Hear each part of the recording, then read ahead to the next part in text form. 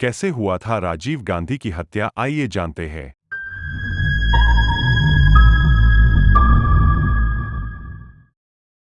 आज से 33 साल पहले ये 21 मई 1991 की ही बात थी जब धनु नाम की सुसाइड बॉम्बर महिला ने राजीव गांधी को माला पहनाने के जस्ट बाद बटन दबाकर ऐसा खतरनाक बम ब्लास्ट किया कि देश के प्रधानमंत्री राजीव गांधी के साथ साथ आसपास के 15 लोगों की भी हत्या हो गई। असल में हुआ ये था कि राजीव गांधी की हत्या से 6 घंटे पहले यानी 4 बजे श्रीलंका में लोकेटेड जो इंडियन एम्बेसी थी उसमें एक अननोन कॉल आया और कॉल करने वाले ने पूछा कि क्या राजीव गांधी अभी भी जिंदा हैं। हालांकि राजीव गांधी जिंदा भी थे और आने वाले इलेक्शन के लिए देश भर में रैलियां भी कर रहे थे। इस अननोन कॉल के 2 घंटे बाद यानी शाम को 6 बजे राजीव गांधी विशाखापट्टनम की एक इलेक्शन रैली से फ्री होकर एयरपोर्ट की तरफ जा रहे थे ताकि चेन्नई के पास श्री पेरम्बदूर में होने वाली एक और रैली को अटेंड कर सकें। अब जैसे ही राजीव गांधी विशाखापट्टनम एयरपोर्ट पर पहुंचे तो पायलट ने उन्हें बताया कि वो अभी फ्लाई नहीं कर सकते क्योंकि एयरप्लेन के कम्युनिकेशन डिवाइस में कुछ खराबी है। जितनी देर कम्युनिकेशन डिवाइस सही किया जा रहा था उतनी देर राजीव गांधी वहीं एयरप्लेन के पास बैठे रहे, लेकिन जैसे जैसे टाइम बहुत ज्यादा लगने लगा वैसे ही राजीव गांधी वहां से चल पड़े। आज अटैक वाले दिन यानी 21 मई 1991 को राजीव गांधी ने ये डिसाइड किया कि वो विशाखापट्टनम में ही सरकारी गेस्ट हाउस में रुकेंगे। अपनी टीम के साथ राजीव गांधी का काफिला कुछ ही दूरी तय कर पाया था कि तभी एक पुलिस ऑफिसर बाइक से राजीव गांधी की कार का पीछा करने लगता है। थोड़ी ही देर में उसने राजीव गांधी की कार को रुकवाकर उनको बताया कि एयरप्लेन ठीक हो गया है, अगर आप चेन्नई जाना चाहते हैं तो एयरप्लेन आपका वेट कर रहा है। ये सुनते ही राजीव गांधी ने तुरंत यू टर्न लेकर अपनी कार को इतनी तेजी से दौड़ाया कि उनकी टीम पीछे ही रह गई और बताया जाता है कि वो हवाई जहाज में बैठकर चेन्नई के लिए रवाना भी हो गए। यहाँ ये सुनकर आपको थोड़ा अजीब लगेगा कि अरे ये कैसा प्रधानमंत्री है जो खुद ही गाड़ी भगा रहा है और वो भी इतनी तेज। तो जिन लोगों को नहीं पता उनको बता दूं कि राजीव गांधी ड्राइविंग और फ्लाइंग को लेकर काफी पैशनेट थे। सोर्सेस हैं कि वो अपनी गाड़ी खुद ही चलाते थे और इतनी ज्यादा स्पीड से भगाते थे कि कई बार उनकी सिक्योरिटी टीम तक पीछे रह जाती थी। कहीं जाते थे तो एयरप्लेन भी खुद ही उड़ा लिया करते थे। असल में राजीव गांधी एक ट्रेंड पायलट थे जिन्होंने साल 1970 में इंडियन एयरलाइंस में 5,000 रुपए पर मंथ सैलरी पर जॉब भी की थी और वो मोस्टली दिल्ली जयपुर रूट पर फ्लाई किया करते थे। खैर शाम 8:20 पर राजीव गांधी चेन्नई एयरपोर्ट पर लैंड कर जाते हैं और कांग्रेस वर्कर्स वहां पर उनका बढ़िया वेलकम करते हैं। इन सभी वर्कर्स में से बस एक इस लेडी को याद रखना, इनका नाम मरागतम चंद्रशेखर था। ये कांग्रेस पार्टी से थी, ये फॉर्मर मेंबर ऑफ पार्लियामेंट थी और इस रैली में राजीव गांधी को इन्होंने ही होस्ट किया था। इसके बाद एम्बेसडर कार से राजीव गांधी मरागतम के साथ उनकी कॉन्स्टिट्यूएंसी श्री पेरम्बदूर में एक इलेक्शन रैली को एड्रेस करने के लिए निकल जाते हैं। अभी चेन्नई एयरपोर्ट से राजीव गांधी का काफिला निकला है जो कि यहाँ से लगभग 33 किलोमीटर दूर श्री पेरम्बदूर के इस ग्राउंड तक आना है। हाँ, वही इलेक्शन रैली ग्राउंड जिसमें राजीव गांधी की एक सुसाइड बॉम्बर के द्वारा हत्या होने वाली है। राजीव गांधी के इस ग्राउंड में पहुंचने से पहले चलो हम इस ग्राउंड के लेआउट को समझने के साथ ही ये भी देख लेते हैं कि राजीव गांधी कहां से होकर जाने वाले थे और क्या क्या करने वाले थे। ये वो पूरा ग्राउंड है जहां इलेक्शन रैली ऑर्गेनाइज्ड की गई है। इस ग्राउंड में यहाँ पर वो स्टेज है जहां से खड़े होकर राजीव गांधी लोगों को संबोधित करेंगे। स्टेज तक चलकर आने के लिए बीच में ये रेड कारपेट एरिया है।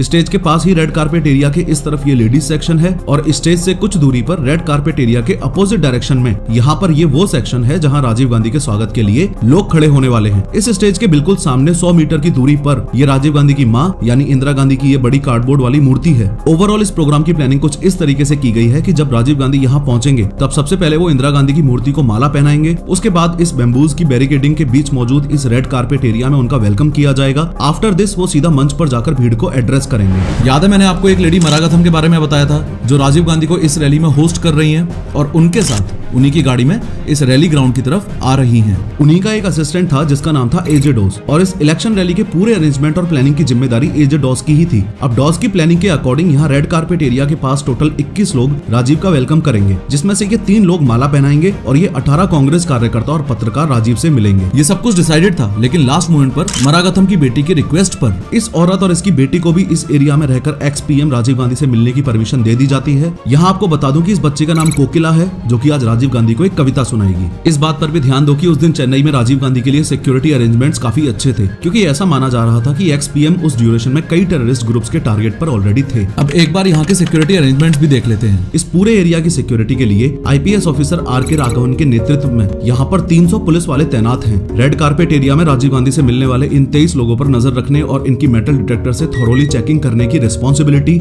इन सब इंस्पेक्टर्स और कांस्टेबल्स की है। इस सब इंस्पेक्टर को तलाशी के बाद डिसाइड करना था कि ये लोग राजीव गांधी के वेलकम के लिए इस रेड कारपेट एरिया में खड़े हो सकते हैं या नहीं। अभी रात के 9:30 बज रहे हैं। राजीव गांधी को देखने के लिए यहाँ भारी भीड़ जमा हो चुकी है और सभी उनका बेसब्री से इंतजार कर रहे हैं। लेकिन दिक्कत वाली बात यह है कि आज इस भीड़ में 5 लोग ऐसे भी हैं जो नहीं होने चाहिए थे। जिनका सिर्फ एक मकसद है, कैसे भी करके राजीव गांधी की हत्या करना। इन पांचों में से 3 लेडीज हैं और 2 जेंट्स हैं। दोनों जेंट्स यानी कि ये शिवराजन और हरि बाबू पत्रकारों के भेष में इस वेलकम सेक्शन एरिया में खड़े हुए हैं। तीनों की तीनों लेडीज यानी नलिनी, धनु और सुभा यहाँ वेलकम सेक्शन एरिया के साइड में खड़ी हुई है। इन तीनों में से नलिनी तो इस साजिश में सिर्फ एक हेल्पर है। दिक्कत वाली बात थी इन दोनों की। ये दोनों धनु और सुभा सुसाइड बॉम्बर्स हैं। इन्होंने अपने कपड़ों के नीचे बॉम्ब जैकेट पहनी हुई है जो इन बटन्स की मदद से ब्लास्ट होने वाली है। अब धनु और सुभा को किसी भी तरह इस रेड कारपेट एरिया में खड़े हुए लोगों में शामिल होना था, क्योंकि ये 23 लोग ही हैं जो राजीव गांधी के बिल्कुल पास जा सकेंगे।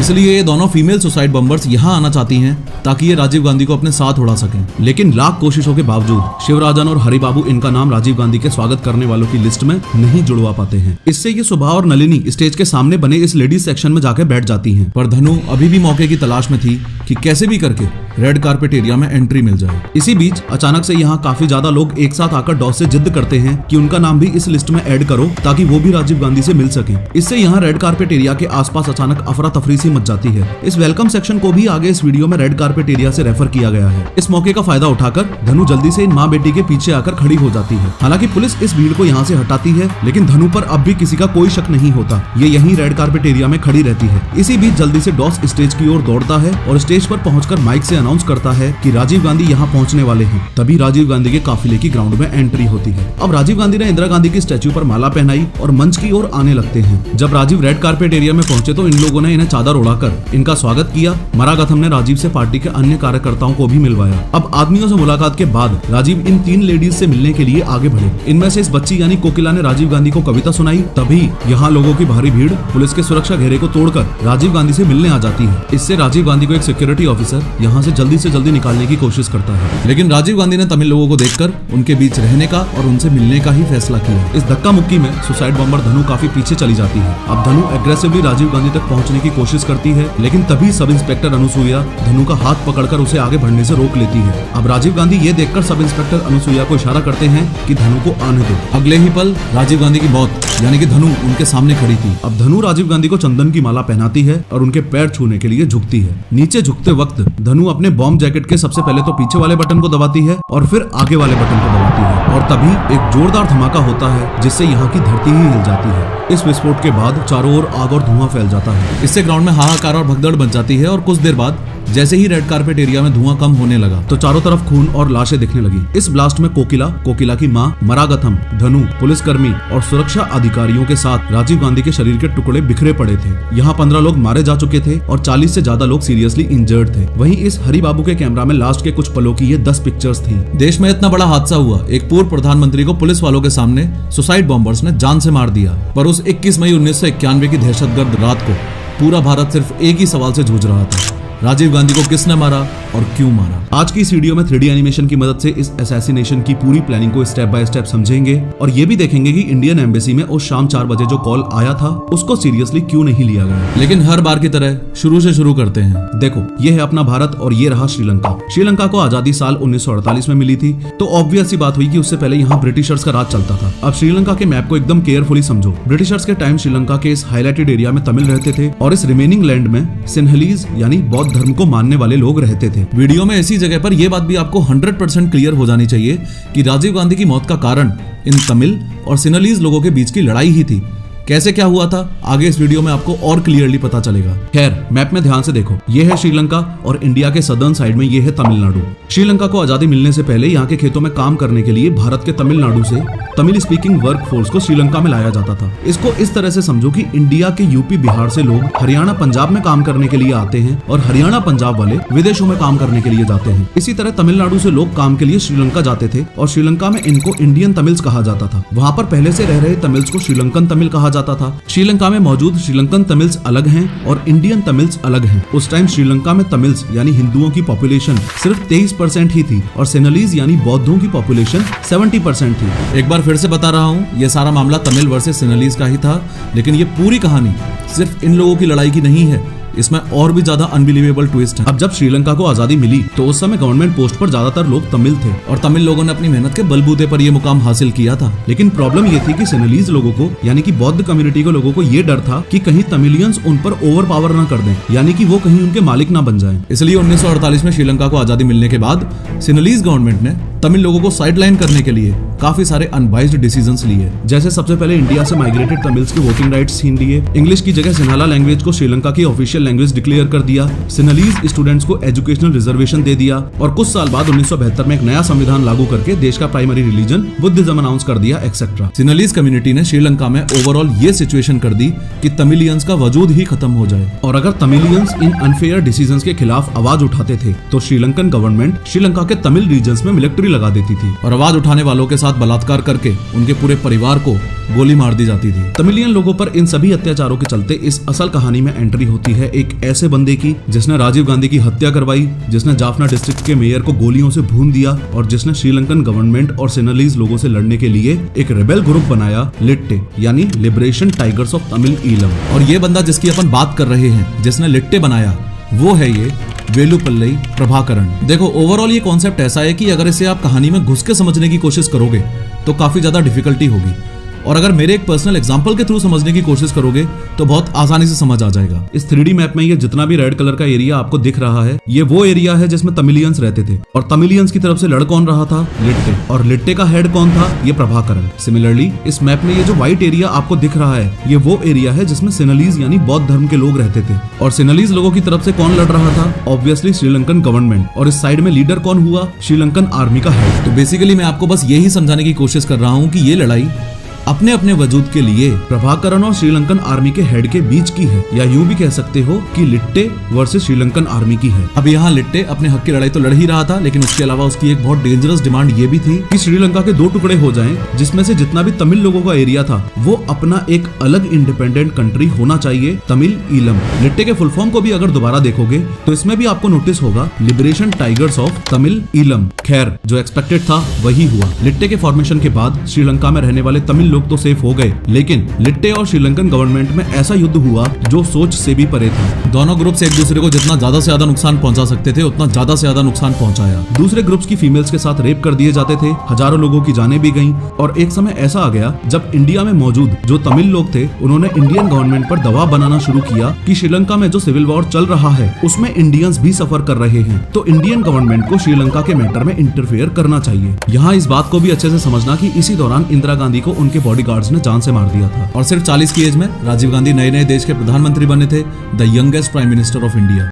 खैर, तमिल लोगों की डिमांड्स को मद्देनजर रखते हुए उस समय के भारत के प्रधानमंत्री ये डिसाइड करते हैं कि वो तमिल लोगों की मदद करेंगे। इसी समय राजीव गांधी ने इन श्रीलंकन तमिलियन की हेल्प के लिए इंडिया से श्रीलंका कुछ बिना हथियारों वाली इंडियन नेवी शिप से कई टन खाना और दवाइयां भेजी, लेकिन श्रीलंकन नेवी ने इन सभी शिप्स को वापस मोड़ दिया। इसके 2 दिन बाद दिल्ली स्थित श्रीलंकन हाई कमीशन को इन्फॉर्म किया गया कि इंडियन एयरफोर्स श्रीलंका के तमिल बहुल एरिया में ऑपरेशन पूमलाई करने जा रही है, जिसमें इंडिया की तरफ से वॉर सर्वाइवर्स के लिए खाना और मेडिकल चीजें ड्रॉप की जाएंगी। अगर अब की बार श्रीलंकन फोर्सेस ने रोका तो भारत इसको बर्दाश्त नहीं करेगा। अब इंडिया से 5 मिलिट्री एयरक्राफ्ट में लगभग 25 ton food and medicine in 4 Mirage fighter jet के एस्कॉर्टिंग के साथ नॉर्थ श्रीलंका में एयर ड्रॉप किया जाता है, और इंडियन गवर्नमेंट सख्ती से श्रीलंकन गवर्नमेंट को तमिलियंस पे हो रहे अत्याचार को रोकने के लिए बोलती है। यहाँ आपको बता दूं कि इंडियन गवर्नमेंट का स्टैंड एकदम क्लियर था कि श्रीलंका में तमिल्स को उनका हक मिले और ये सिविल वॉर खत्म हो। अब जैसे ही इंडिया ने ऑपरेशन पूमलाई किया, वैसे ही श्रीलंका बोला कि इस पूरे सिविल वॉर के मामले में हम इंडिया से बातचीत करना चाहते हैं। इस मामले में बातचीत के लिए इंडियन पीएम राजीव गांधी श्रीलंका की कैपिटल में पहुंचते हैं, यानी कि यहाँ कोलंबो में पहुंचते हैं। इस सीन को अच्छे से समझ लो। आज दिन है 29 जुलाई 1987 का। ये श्रीलंकन प्रेसिडेंट JR जयवर्धने हैं और ये Indian prime minister Rajiv Gandhi है। इन दोनों के सामने ये जो डॉक्यूमेंट आपको दिख रहा है, ये इंडिया श्रीलंका पीस अकॉर्ड है। आसान भाषा में समझाऊं तो ये एक ऐसा शांति समझौता है जिसकी बेसिकली 2 डिमांड्स हैं। सबसे पहले डिमांड तो ये कि श्रीलंकन गवर्नमेंट श्रीलंका के तमिल्स को उनके राइट्स और सभी फैसिलिटीज प्रोवाइड करेगी, लेकिन बदले में श्रीलंका में मौजूद सभी तमिल मिलिटेंट्स ग्रुप को अपने हथियार डालने होंगे, या यूं कह लो कि लिट्टे को अपने हथियार डालने होंगे। लेकिन यहाँ एक छोटा सा ट्विस्ट है। सबको पता था कि इतनी मारकाट होने के बाद और इतनी जाने गंवाने के बाद लिट्टे इतनी आसानी से तो हथियार सरेंडर करने नहीं वाला। इसलिए आज पीस अकॉर्ड साइन करने से 2 दिन पहले ही, यानी 27 जुलाई को ही राजीव गांधी ने लिट्टे हेड प्रभाकरण को दिल्ली में एक मीटिंग के लिए बुला लिया था, जिसमें राजीव गांधी ने प्रभाकरण को समझाया कि ऐसे ऐसे 2 दिन बाद शांति समझौता पे साइन किया जाएगा तो मान जाना। प्रभाकरण ने पहले तो थोड़ी सी नानुकर की,